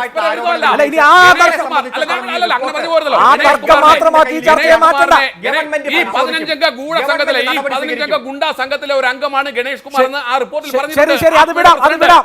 ഞാൻ അരുൺകുമാറിനെ അടുത്ത അവസരത്തിൽ പറയാനുള്ള അവസരം തരാം. ശരി, അത് വിടാം. ഞാൻ അടുത്ത അവസരത്തിൽ അരുൺകുമാർ ഈ വിഷയത്തിന് താങ്കൾ മറുപടി പറഞ്ഞോളൂ. ഇല്ലെങ്കിൽ ഈ തർക്കം മാത്രമായിട്ട് ഈ ചർച്ച അവസാനിക്കും. അതുകൊണ്ടാണ് ഞാൻ ഇടപെടുന്നത്. ശ്രീമതി സോണിയ, ഇവിടെ ഈ 15 അംഗ സംഘമാണ്, അധികാര സംഘമാണ് കേരളത്തിലെ സിനിമയെ നിയന്ത്രിക്കുന്നത് എന്ന് പറഞ്ഞു. പുരുഷ നടന്മാർക്ക് അനുഭവിക്കേണ്ടി വന്ന കാര്യങ്ങളെക്കുറിച്ച്, അവർക്ക് നേരിടേണ്ടി വന്ന തൊഴിൽ നഷ്ടത്തെക്കുറിച്ച്, സീരിയലിൽ നിന്ന് പോലും ഒഴിവാക്കുന്ന സാഹചര്യത്തെക്കുറിച്ചൊക്കെ സവിസ്തരം ഈ റിപ്പോർട്ട് സൂചിപ്പിക്കുന്നുണ്ട്. തിലകനടക്കമുള്ള ആളുകൾ സഹിച്ചിട്ടുള്ള കാര്യവുമാണ്. ഈ 15 അംഗ സംഘത്തെക്കുറിച്ച്, അല്ലെങ്കിൽ ഇങ്ങനെ ഒരു 15 പുരുഷന്മാരാണ്, ഈ 15 പുരുഷന്മാരാണ് കേരളത്തിലെ സിനിമ നിയന്ത്രിക്കുന്നത് എന്ന ബോധ്യം താങ്കൾക്കുണ്ടോ? അത് അച്ഛൻ പറഞ്ഞിട്ട് ഒരു ഏകദേശ രൂപം എനിക്കുണ്ട്. ഈ 15 പേരുടെ പേരില്ലെങ്കിലും ഏറെക്കുറെ ഏറ്റവും പ്രധാനപ്പെട്ട വ്യക്തികളുടെ ആണ് നിയന്ത്രിക്കുന്നതെന്നുള്ളതിന് വ്യക്തമായ ഒരു അറിവ് എനിക്കുണ്ട്. അല്ല, ആരാണ് അഭിനയിക്കേണ്ടത്, ആരാണ് അഭിനയിക്കാൻ വരേണ്ടത്, ആരെ ഒഴിവാക്കണം, ഇതൊക്കെ ഒരു കോക്കസാണോ തീരുമാനിക്കുന്നത്? തീർച്ചയായിട്ടും. അല്ല, ഈ തിലകൻ സാറിനെ സീരിയലിൽ നിന്ന് മാറ്റി നിർത്തി ആരാണെന്നതിനെ സംബന്ധിച്ച് അദ്ദേഹം വല്ലതും പറഞ്ഞിട്ടുണ്ടോ?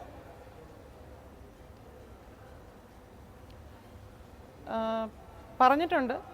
അത് ആ റിപ്പോർട്ട് തന്നെ ഹേമ കമ്മിറ്റി റിപ്പോർട്ടിൽ പറയുന്നുണ്ട്. ആത്മയുടെ പ്രസിഡന്റ് അതെ, തീർച്ചയായിട്ടും ആ വരി ഉണ്ടല്ലോ. അപ്പം ഞാൻ ആ പേരെടുത്ത് പറയേണ്ട കാര്യമില്ല. ഇപ്പോൾ ഈ പറഞ്ഞ അധികാര സംഘം ഇപ്പോൾ താങ്കളോട് മോശമായി പെരുമാറി എന്ന് താങ്കൾ നേരത്തെ വെളിപ്പെടുത്തിയല്ലോ. അത് ഈ അധികാര കേന്ദ്രത്തിൽപ്പെട്ട സിനിമയെ നിയന്ത്രിക്കുന്ന അത്രയും ശക്തിയുള്ള ആളാണോ? അതെ, തീർച്ചയായിട്ടും. അവർക്ക് അത്തരം കാര്യങ്ങൾക്കൊന്നും ഒരു മടിയില്ല. അതായത് അച്ഛൻ അഭിനേതാവായിരുന്നു, അച്ഛനോട് കുറേ പാതകങ്ങൾ ചെയ്തിട്ടുണ്ട്, പിന്നെയും അദ്ദേഹം തിരിച്ചു വന്നു ഇന്ത്യൻ റുപ്പി വഴിയൊക്കെ. പക്ഷെ അതിനുശേഷവും അദ്ദേഹത്തിൻ്റെ മരണശേഷം പോലും അങ്ങനെ ഒരു സമീപനം എന്തുകൊണ്ടായിരിക്കും? അത് ആ വ്യക്തിയുടെ വ്യക്തിപരമായ ഒരു രീതിയായിരിക്കാം. പലരോടും ആ രീതിയിൽ പെരുമാറിയിട്ടുണ്ടാകാം. എനിക്ക് ഉണ്ടായ അനുഭവം ഞാൻ ഷെയർ ചെയ്തു. അച്ഛനോട് ചെയ്തതിൽ കുറ്റബോധം തോന്നി എന്നോട് മാപ്പ് പറയാനുള്ള രീതിയിലാണ് എന്നെ കോണ്ടാക്ട് ചെയ്യുന്നത്. അതെ, അതിനുശേഷം മാപ്പ് പറയാനാണെന്ന് പറയുന്നില്ല, അത് എനിക്കൊന്ന് നേരിട്ട് കാണണം, അങ്ങനെ പറയുമായിരുന്നു. ഇതാണെന്നറിഞ്ഞപ്പോൾ ഞാനത് ഫോണിലൂടെ നമുക്ക് സംസാരിക്കാവുന്നതല്ലേ ഉള്ളൂ എന്ന് പറഞ്ഞു. മാപ്പ് പറയുന്നത് എന്തിനാണ്, അച്ഛൻ പോയില്ലേ, ഇനി പറഞ്ഞാൽ അത് കേൾക്കാൻ അച്ഛനില്ലല്ലോ എന്ന് ഞാൻ പറഞ്ഞു. പക്ഷേ അത് പിന്നീട് അങ്ങനെയല്ല, എനിക്കൊന്ന് നേരിട്ട് സംസാരിക്കണം എന്ന് പറഞ്ഞ് ആ രീതിയിൽ പോയി. വീണ്ടും വന്ന മെസ്സേജുകളിൽ നിന്ന് എനിക്ക് മനസ്സിലാവുകയും ഞാനത് ഒഴിവാക്കുകയും ചെയ്തു.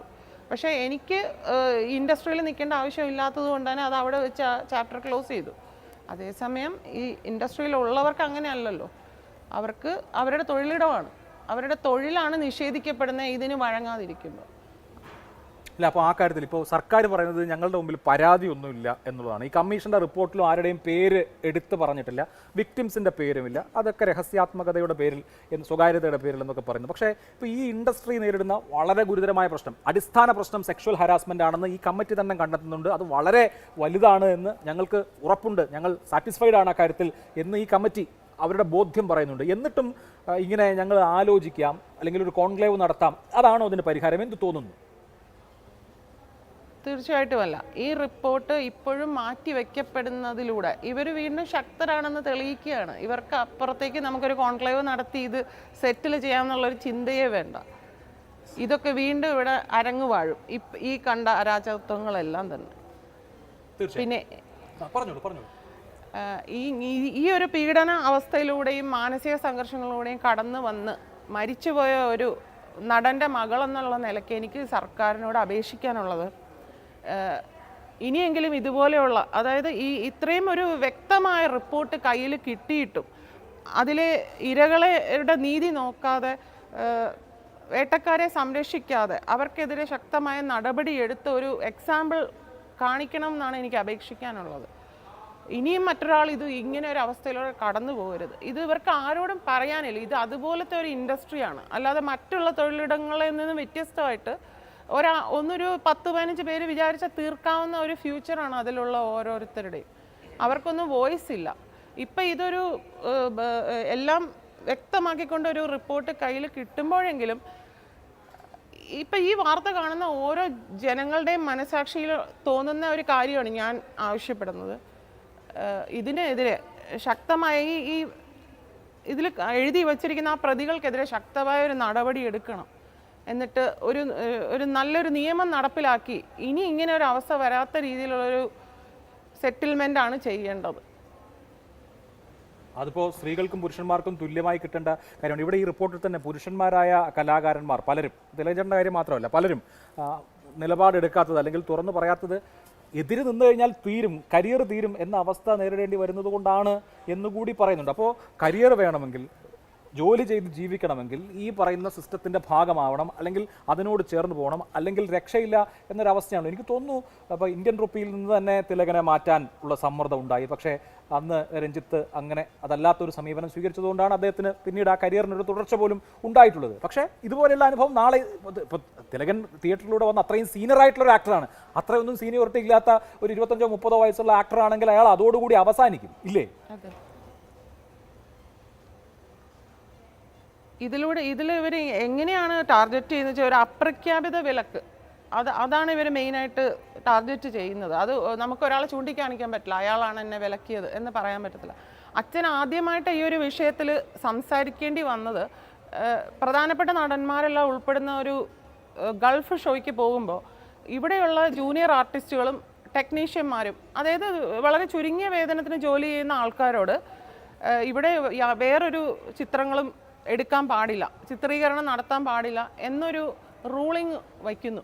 അങ്ങനെ വയ്ക്കുമ്പോൾ ആരും ചോദിക്കാനില്ല. കാരണം ഇവരൊക്കെ അന്നുള്ള ഈ ക്യാഷ് കൊണ്ടായിരിക്കാം ഒരുപക്ഷെ അവരുടെ കുടുംബങ്ങൾ കഴിയുന്നത്. വലിയ വലിയ നടന്മാർക്ക് അതിൻ്റെ ആ ബുദ്ധിമുട്ടുകൾ മനസ്സിലാവില്ല. അപ്പോൾ അവർ ഒരു മാസം കഴിഞ്ഞ് തിരിച്ചു വരുന്നത് വരെ ഇവിടെയുള്ള ജൂനിയർ ആർട്ടിസ്റ്റുകളും മറ്റുള്ള ടെക്നീഷ്യന്മാരും മറ്റൊരു വർക്ക് ചെയ്യരുത് എന്നൊരു ഒരു അനീതിക്കെതിരെ ശബ്ദമുയർത്തിയതിനാണ് അച്ഛൻ ആദ്യത്തെ അപ്രഖ്യാപിത വിലക്ക് നേരിട്ടത്. ആ സമയത്ത് ആണ് ആ കാര്യങ്ങളെല്ലാം പുറത്തേക്ക് പറയേണ്ടി വന്നത്. അതിനുശേഷം അച്ഛനെ പല സിനിമകളിൽ നിന്നും പുറത്താക്കുകയും പിന്നീട് ഒരു പേരെടുത്ത് പറയാതിരിക്കാൻ പറ്റില്ല, ചിന്താമണി കൊലക്കേസ് എന്ന സിനിമയിലേക്ക് ശ്രീ സുരേഷ് ഗോപിയാണ് അച്ഛനെ സജസ്റ്റ് ചെയ്തത്. കാരണം ഒരുപാട് പടങ്ങളിൽ നിന്ന് മാറ്റി നിർത്തിയപ്പം അങ്ങനെ 1-2 പടങ്ങൾ വന്നപ്പോഴത്തേക്ക് അച്ഛൻ തന്നെ അദ്ദേഹത്തോട് ആവശ്യപ്പെട്ടു, എന്നെ നിങ്ങളിങ്ങനെ എല്ലാത്തിലും നിങ്ങളങ്ങനെ സജഷൻ പറയണ്ട, അത് നിങ്ങൾക്ക് പിന്നീട് ബുദ്ധിമുട്ടായി വരും എന്ന് പറഞ്ഞതിന് ശേഷമാണ് അത് വേണ്ടാന്ന് വെച്ചത്. അപ്പോൾ അതാണ് ആദ്യത്തെ അപ്രഖ്യാപിത വിലക്കിൻ്റെ ഒരു കഥ. രണ്ടാമത്തെ കാര്യം ഞാൻ നേരത്തെ സംസാരിച്ചിരുന്നതാണ്. തീർച്ചയായും അവിടെ ഇപ്പോൾ നോക്കൂ ധന്യ, ഈ റിപ്പോർട്ടിൽ പലയിടത്തും WCCയെ കുറിച്ചുള്ള നല്ല പരാമർശങ്ങൾ കമ്മിറ്റിയുടെ ഭാഗത്തു നിന്നുണ്ട്.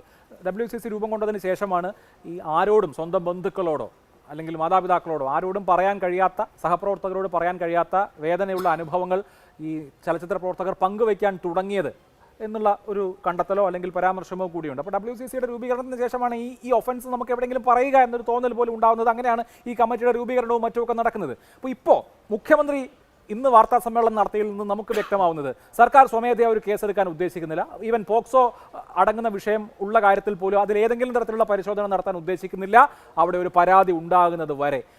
ഇത്രയധികം ഈ ചലച്ചിത്ര പ്രവർത്തകരുടെ ഒരു കൂട്ടായ്മയാണല്ലോ WCC. ഇവിടെ ഉണ്ടായിട്ടുള്ള കാര്യങ്ങളിൽ ആരെങ്കിലും ഒരാൾ പരാതി കൊടുക്കുന്ന വിധത്തിൽ അവരെ എൻകറേജ് ചെയ്യാൻ WCCക്ക് കഴിയില്ലേ? ആ സംഘടനയുടെ മെമ്പറായിരിക്കുന്ന ആളുകൾ തന്നെ ദുരനുഭവങ്ങൾ നേരിട്ടവരുണ്ട്, അവർ ഈ കമ്മീഷന് മൊഴി കൊടുത്ത ആളുകളുണ്ട്. അവരാരെങ്കിലും ഒരു പരാതിയുമായി മുന്നോട്ട് വന്നാൽ ഈ വിഷയത്തിൽ നമുക്ക് ഡിറ്ററൻ്റ് എന്നൊക്കെ പറയാവുന്ന വിധത്തിൽ ഒരു കേസ് ഉണ്ടായേക്കാം. അതിനുള്ള സാധ്യതയുണ്ടോ? എനിക്ക് ഇപ്പൊ തോന്നുന്നില്ല. 2-3 കാര്യങ്ങളുണ്ട് അഭിലാഷ്. ഈ റിപ്പോർട്ടിൽ തന്നെ കൃത്യമായി പറയുന്നുണ്ടല്ലോ, ഇപ്പൊ സോണിയ പറയുന്നത് ഞാൻ കേൾക്കായിരുന്നു. അതായത് ആരെങ്കിലും തുറന്ന് സംസാരിക്കുകയാണെങ്കിൽ അവരെ സൈലൻസ് ചെയ്യാനായിട്ട് ഒരു ലോബി തന്നെ ഇവിടെ ഉണ്ട് എന്ന് കൃത്യമായി പറയുന്നുണ്ട്. അതിൽ പേരെടുത്തില്ലെങ്കിൽ തന്നെ നമുക്ക് അറിയാവുന്ന കുറെ പേരുകൾ ഇതിലുണ്ടല്ലോ. അപ്പൊ അങ്ങനെ ഒരു ഭയം ഈ ഇൻഡസ്ട്രിയിൽ വർക്ക് ചെയ്യുന്ന എല്ലാവർക്കും തന്നെ ഉണ്ട്. സോണിയ പറഞ്ഞ പോലെ ഇതൊരു സാധാരണ ഇൻഡസ്ട്രി അല്ല. ഇപ്പൊ നമ്മൾ വർക്ക് ചെയ്യുന്ന ജേർണലിസത്തിലും ഇങ്ങനത്തെ പല പ്രശ്നങ്ങളും ഉണ്ട്. സംസാരിക്കാൻ പറ്റാത്ത എത്രയോ സ്ത്രീകൾ വർക്ക് ചെയ്യുന്നുണ്ട്. പക്ഷെ അതിനേക്കാളും ഭീകരമായ ഒരു അവസ്ഥയാണ് സിനിമ ഇൻഡസ്ട്രിയിലുള്ളത്. അപ്പൊ അങ്ങനൊരു അവസ്ഥയിൽ ഓൾറെഡി WCCയിലെ ആൾക്കാരുടെ എല്ലാവിധ ഓപ്പർച്യൂണിറ്റീസും എത്രയോ പേര് ഒരുപാട് പ്രാവശ്യം പറഞ്ഞ കാര്യങ്ങളാണ്. അവർ കിട്ടേണ്ട അവസരങ്ങൾ നഷ്ടപ്പെട്ടിരിക്കുകയാണ് കഴിഞ്ഞ എത്രയോ വർഷങ്ങളിൽ. എന്നിട്ട് പോലും അവർ വീണ്ടും വീണ്ടും ഇതിനെക്കുറിച്ച് സംസാരിച്ചുകൊണ്ടിരിക്കുകയാണ്. അപ്പൊ നമ്മൾ വീണ്ടും ഓണസ് അവരുടെ മേലെ വെക്കുകയാണ്. അതായത് നിങ്ങളൊരു പോലീസ് കംപ്ലൈന്റ് കൊടുക്കൂ, അല്ലെങ്കിൽ നിങ്ങൾ മറ്റുള്ളവരെ എൻകറേജ് ചെയ്യൂ പോലീസ് കംപ്ലൈന്റ് കൊടുക്കാൻ. നമ്മൾ വാട്ട് ഇസ് എ ബേസിസ്, എന്ത് ബേസിസ് നമ്മൾ ഇത് പറയുന്നത്? ഫോർ എക്സാമ്പിൾ, എത്രയോ Me2 കേസുകൾ കവർ ചെയ്തൊരു ജേർണലിസ്റ്റ് നിലയ്ക്ക് ഞാൻ പറയാണ്, കേരളത്തിൽ മാത്രമല്ല, ഇപ്പൊ തമിഴ്നാട്ടിൽ ചിന്മയ് എന്നൊരു സിംഗർ, അവര് വൈരമുത്തു എന്നൊരു ഒരു ലെജൻഡറി ഒരു ആർട്ടിസ്റ്റിനെ കുറിച്ച് ഒരു കംപ്ലൈന്റ് പറയുന്നു. ഇത്ര വർഷങ്ങളായി ചിന്മയെ നേരിടേണ്ടി വരുന്ന ഓൺലൈൻ അറ്റാക്കുകൾ, സൈബർ അറ്റാക്ക്, അതൊക്കെ ഞാൻ എന്നും കണ്ടുകൊണ്ടിരിക്കുകയാണ്. അപ്പൊ നമ്മൾ ഈ WCC മെമ്പേഴ്സിനോടൊക്കെ പറയാണ്, നിങ്ങൾ എല്ലാവരും പോയി കേസ് രജിസ്റ്റർ ചെയ്യുമെന്ന്. അതിന്റെ ഭവിഷ്യത്തുകൾ അനുഭവിക്കേണ്ടത് അവർ മാത്രമാണ്. അതിന്റെ ലീഗൽ റെപ്രിക്കഷൻസ്, അത് മാത്രമല്ല ദിവസം പോലീസ് സ്റ്റേഷനിൽ പോവുക, അല്ലെങ്കിൽ കേസ് കോടതിക്ക് പോവുക, ഈ ഇൻഡസ്ട്രിയിൽ നിന്ന് തന്നെ അവരെ ബാൻ ചെയ്യേണ്ട ഒരു അവസ്ഥ, ഇതെല്ലാം നേരിടുന്ന അവരാണ്. അതുകൊണ്ട് എനിക്ക് തോന്നുന്നില്ല അവരാരും തന്നെ ഒരു പോലീസ് കേസിന് ഇപ്പൊ തയ്യാറാകുമെന്ന്. ഞാൻ സംസാരിച്ച എല്ലാവരും പറഞ്ഞത് അങ്ങനെ ആരെങ്കിലും തയ്യാറായാൽ തന്നെ WCC അവരെ കൃത്യമായി സപ്പോർട്ട് ചെയ്യും. ആ ഒരു സ്റ്റാൻഡ് WCC എടുത്തിട്ടുണ്ട്. ആരെങ്കിലും ഒരാൾ പോലീസ് കംപ്ലൈന്റ് ആയി മുന്നോട്ട് വരികയാണെങ്കിൽ അത് തീർച്ചയായും അവർ സപ്പോർട്ട് ചെയ്യുമെന്ന്. ശരി, അഡ്വക്കേറ്റ് ഹരീഷ് വാസുദേവൻ, നോക്കൂ, ഇവിടെ ആര് പരാതിയുമായി വരാനാണ്? ഈ കമ്മീഷന്റെ റിപ്പോർട്ടിൽ തന്നെ പറയുന്ന ചില കാര്യങ്ങളുണ്ട്. ജൂനിയർ ആർട്ടിസ്റ്റുകൾ നേരിടുന്ന പ്രശ്നങ്ങൾ വളരെ പ്രധാനപ്പെട്ട കാര്യങ്ങളാണ്. അത് അന്വേഷിക്കാൻ, അതിന് മൊഴി കൊടുക്കാൻ ഒരാളെ കിട്ടിയില്ല. അത് സ്പെസിഫിക്കായി സൂചിപ്പിക്കുന്ന ഒരു പരാതി വന്നപ്പോൾ ആ പരാതിയുടെ അടിസ്ഥാനത്തിൽ അന്വേഷിക്കാൻ ശ്രമിച്ചു. ഒരാൾ പോലും, ഈ സിനിമ ഇൻഡസ്ട്രിയിൽ വർക്ക് ചെയ്യുന്ന ഒരു ജൂനിയർ ആർട്ടിസ്റ്റ് പോലും ഈ കമ്മിറ്റിയുടെ മുമ്പിൽ ഒരു മൊഴി നൽകാൻ പോലും എത്തിയിട്ടില്ല. അതിന് കഴിഞ്ഞില്ല. ഡാൻസർമാരെ സംബന്ധിച്ച്, ഡാൻസർമാരുടെ നമ്പർ കിട്ടിയ അവരുടെ സംഘടനയിൽ നിന്ന് അവരെ ചേർത്തൊരു വാട്സപ്പ് ഗ്രൂപ്പ് ഉണ്ടാക്കി. അവിടെ ഈ മെസ്സേജ് കൊടുക്കുമ്പോൾ നിങ്ങൾക്ക് പറയാനുള്ളത് പറയൂ എന്ന് പറയുമ്പോൾ മുഴുവൻ ആളുകളും ലെഫ്റ്റായി പോവാണ് ആ ഗ്രൂപ്പിൽ നിന്ന്. എന്ന് പറഞ്ഞാൽ ഒരു വാക്ക് പറയാൻ പേടിക്കുന്ന ഒരാളോട്, രണ്ടാമതൊരാളോട് കാര്യം പറയാൻ അത്രയും പേടിക്കുന്ന, അങ്ങനെ ഒരു ഭീതിയുടെ ഇഫക്റ്റുള്ള ഒരു ഇൻഡസ്ട്രിയിൽ ഇവിടെ പറയുന്ന വെൽ നോൺ ആർട്ടിസ്റ്റുകളെ കുറിച്ച്, നമ്മുടെ മലയാള സിനിമയുടെ മഹാസ്തംഭങ്ങളെക്കുറിച്ച് പരാതി കൊടുക്കാൻ ആരെങ്കിലും വരും എന്ന് നമുക്ക് ചിന്തിക്കാനോ ആലോചിക്കാനോ പോലും പറ്റില്ല. മുഖ്യമന്ത്രി പറയുന്നു ആരെങ്കിലും പരാതി തന്നാൽ അന്വേഷിക്കാമെന്ന്. യഥാർത്ഥത്തിൽ ഈ ഹേമ കമ്മിറ്റിയുമായി ബന്ധപ്പെടുന്ന ഈ ഡിബേറ്റ് അല്ലെങ്കിൽ സമൂഹത്തിൽ ഉണ്ടായിരിക്കുന്ന ഈ ചർച്ച 2 ദിവസം കഴിഞ്ഞാൽ അവസാനിക്കുമെന്നുള്ളതിനപ്പുറത്ത് എന്തുണ്ടാവാനാണ് ഇതിൽ?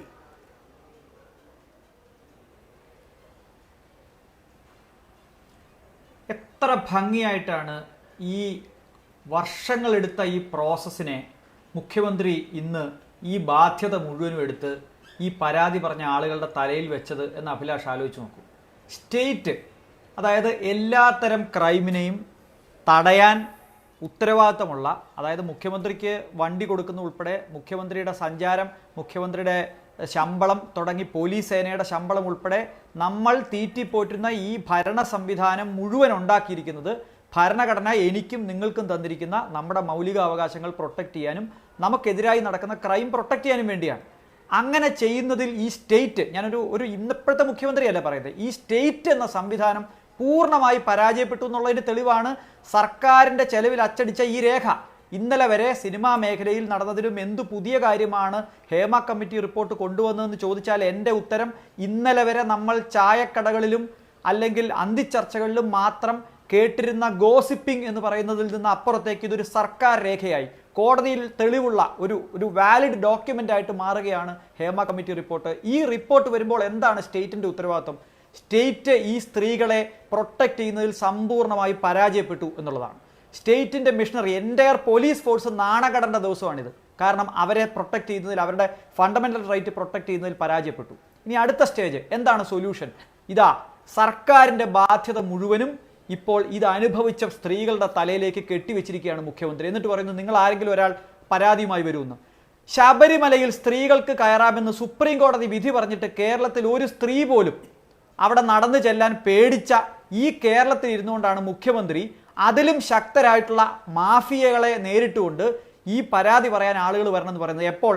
ഹേമ കമ്മിറ്റി റിപ്പോർട്ടിൽ അക്കമിട്ട് എഴുതിയിരിക്കുകയാണ് അവരുടെ ജീവനും അവരുടെ ബന്ധുക്കളുടെ ജീവനും വരെ ഭീഷണി ഉണ്ടാക്കാൻ ശക്തരായിട്ടുള്ള ആളുകളാണ് ഈ ഇൻഡസ്ട്രിയെ നയിക്കുന്നത്. ഇനി ഈ ഇൻഡസ്ട്രിയെ നയിക്കുന്ന ഈ പ്രതികൾ എന്ന് നമുക്ക് ആരോപണ വിധേയരായിട്ടിരിക്കുന്ന ആളുകൾ, അതിശക്തരായിട്ടുള്ള ആളുകൾ സർക്കാരിൻ്റെ പരിപാടികളിൽ പങ്കെടുക്കുന്നു, സർക്കാരിൻ്റെ അന്തി ചർച്ചകളിൽ പങ്കെടുക്കുന്നു, സർക്കാരിൻ്റെ മന്ത്രിമാരുടെയൊക്കെ വീടുകളിൽ പോയി ഡിന്നർ കൂടാൻ അധികാരമുള്ള ആളുകളായി മാറുന്നു.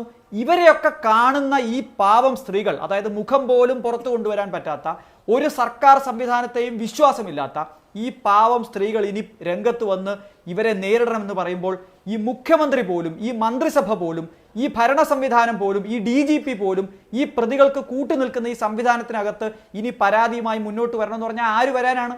അപ്പം അതുകൊണ്ട് മുഖ്യമന്ത്രി ദയവ് ഇത് മനസ്സിലാക്കേണ്ടത്, അങ്ങയുടെ ഈ സ്റ്റേറ്റ് കൊടുക്കുന്ന ഉറപ്പുണ്ടല്ലോ ഇടയ്ക്കിടയ്ക്ക്, അതായത് ഇതിനു മുമ്പുള്ള ഒരു നടിക്ക് കൊടുത്ത ഉറപ്പനുസരിച്ചാണ് ഇപ്പോൾ ദിലീപ് അകത്ത് കിടക്കുന്നത്. ആ നടി ഈ സർക്കാർ കൊടുത്ത ഉറപ്പ് വിശ്വസിച്ചിരുന്നു, ആ വിശ്വാസം നടപ്പാക്കി. പക്ഷേ ഇപ്പോൾ മുഖ്യമന്ത്രി കൊടുക്കുന്ന ഈ ഉറപ്പ് പോരാ, ഈ സർക്കാർ കൊടുക്കുന്ന ഉറപ്പ് പോരാ. കാരണം അവരുടെ ജീവിതം പ്രതിസന്ധിയിലാണ്, അവരുടെ പ്രൈവസി പ്രതിസന്ധിയിലാണ്, അവരെ എല്ലാ തരത്തിലും ഈ അനീതിക്കെതിരെ പോരാടണമെന്ന് വിചാരിക്കുന്നവർ പോലും ഈ സ്റ്റേറ്റിന് പ്രൊട്ടക്ട് ചെയ്യാൻ പറ്റുന്നില്ല. സ്റ്റേറ്റ് സമ്പൂർണ്ണമായ പരാജയമാണെന്ന് തെളിയിക്കുന്നതാണ് ഈ അന്വേഷണം നടത്തി മുമ്പോട്ട് പോകാൻ പറ്റുന്നില്ല എന്നുള്ളത്. പിന്നെ ഈ കോഗ്നിസബിൾ ഒഫൻസിനെ പറ്റി ഞാൻ നേരത്തെ പറഞ്ഞു. സർക്കാരിൻ്റെ മുഴുവൻ ശ്രമവും എടുത്ത് സർക്കാർ നോക്കി ഇത് പുറത്തുവിടാതിരിക്കാൻ. വനിതാ കമ്മീഷൻ പറഞ്ഞിട്ട് വരെ പുറത്തുവിടാതിരിക്കാൻ നോക്കി. ഇൻഫോർമേഷൻ കമ്മീഷൻ പറഞ്ഞില്ലായിരുന്നെങ്കിൽ ഈ റിപ്പോർട്ട് പോലും പുറത്തു വരില്ലായിരുന്നു. ഈ റിപ്പോർട്ടിൽ അക്കമിട്ട് പറഞ്ഞിട്ടുണ്ട് ആളുകൾക്ക് പേടിയാണ്, ഞങ്ങൾക്ക് വിശ്വാസമുണ്ട് ഇതിനകത്ത് ക്രൈം നടന്നു. ഞാൻ ചോദിക്കട്ടെ, ജസ്റ്റിസ് ഹേമ ഈ ഇന്ത്യയിലെ നീതിന്യായ വ്യവസ്ഥയ്ക്ക് വിധേയമായി ജീവിക്കുന്ന ഒരു പൗരയല്ലേ? കേരളത്തിലെ പോലീസ് എന്തുകൊണ്ടാണ് അവരെ ചോദ്യം ചെയ്തിട്ട് ഈ ഡീറ്റെയിൽസ് എടുക്കാൻ ബുദ്ധിമുട്ട്? എന്തുകൊണ്ടാണ് സർക്കാരിലിരിക്കുന്ന മറ്റ് ഡീറ്റെയിൽസ് കൊടുക്കാൻ ബുദ്ധിമുട്ട്? FIR ഇടണമെന്ന് നാളെ ഒരു കോടതി പറഞ്ഞാൽ മുഖ്യമന്ത്രി രാജിവെക്കുമോ? അപ്പം മുഖ്യമന്ത്രിയും മന്ത്രിസഭയും ഇതിൻ്റെ മുഴുവൻ ബേർഡനും ഇന്നലെ വരെ ഈ പ്രശ്നം അനുഭവിച്ച സ്ത്രീകളിൽ, ഏത് സ്ത്രീകളിൽ? ഈ രാജ്യത്തിന് പ്രൊട്ടക്ട് ചെയ്യാൻ പറ്റാത്ത, അവരുടെ ഫണ്ടമെന്റൽ റൈറ്റ് പ്രൊട്ടക്ട് ചെയ്യുന്നതിൽ പരാജയപ്പെട്ട സ്റ്റേറ്റ് ആ സ്ത്രീകളോട് പറയാണ് നിങ്ങൾ ഇനിയും രംഗത്ത് വരുമെന്ന്. ചർച്ച അവസാന മിനിറ്റിലാണ്. അരുൺകുമാർ, ഈ റിപ്പോർട്ടിന്റെ 81-ാം പാരഗ്രാഫ് ഒന്ന് വായിക്കണം. എത്ര പേടിച്ചിട്ടാണ് ഈ വനിതകൾ കഴിയുന്നതെന്ന് അതിനകത്ത് വ്യക്തമാക്കുന്നുണ്ട്. അവർ സ്വന്തം അച്ഛനമ്മമാരോടോ കൊളീഗ്സിനോട് പോലും പറയാൻ ഭയപ്പെടുകയാണ്. They are scared to disclose it even to their colleagues in cinema, fearing consequences which they may have to face എന്ന് പറഞ്ഞിട്ട് ലാസ്റ്റ് പറയാണ് സ്വന്തം ജീവൻ, അതുപോലെ തന്നെ സ്വന്തം രക്ഷിതാക്കളുടെയും ബന്ധുക്കളുടെയും ജീവൻ തുടങ്ങി സകലതും പേടിച്ച് ജീവിക്കുന്ന മനുഷ്യരോടാണ് ഇന്നിപ്പോൾ മുഖ്യമന്ത്രി പറയുന്നത് നിങ്ങളൊരു പരാതി എഴുതാൻ ഞങ്ങൾ അന്വേഷിക്കാൻ കേട്ടോ, FIR ഇടാമെന്ന്. സ്വന്തം അച്ഛനോ അമ്മയോ പോലും അറിയാതെ നോക്കുന്ന, പേടിച്ച് ജീവിക്കുന്ന ഈ സ്ത്രീകളോട് നിങ്ങൾ പരാതി എഴുതിക്കൊണ്ട് വരുമെന്ന് പറഞ്ഞാൽ പിന്നെ എന്താണ് അതിന് ബാക്കി? എങ്ങനെയാണ് കേരളത്തിലെ സ്ത്രീകൾ പിന്നെ ഈ സർക്കാരിനെ വിശ്വസിക്കുക? മിസ്റ്റർ അഭിലാഷേ, ധൃതി പിടിച്ചിപ്പോൾ ഒരു FIR ഇട്ടു, അതിൽ പരാതിക്കാരില്ല, പ്രതിയില്ല, അല്ലെങ്കിൽ ഡേറ്റ് ഓഫ് ഇൻസിഡന്റ് ഇല്ല, പ്ലേസ് ഓഫ് ഇൻസിഡന്റ് ഇല്ല. ഈ FIR 24 മണിക്കൂറിനുള്ളിൽ കോടതിയിലേക്ക് എത്തും. കോടതി ആ FIR-മായി മുന്നോട്ട് പോകുമോ? ഹൈക്കോടതി ആ FIR ക്വാഷ് ചെയ്യുന്ന സാഹചര്യം ഉണ്ടാവില്ലേ? വസ്തുതകൾ കൃത്യമായി പരിശോധിച്ച് തെളിവുകൾ ശേഖരിക്കാതെ നമുക്ക് ക്രിമിനൽ നടപടിക്രമമായിട്ട് മുന്നോട്ട് പോകാൻ കഴിയുമോ? ഈ കഴിഞ്ഞ 2-3 വർഷം എടുത്തു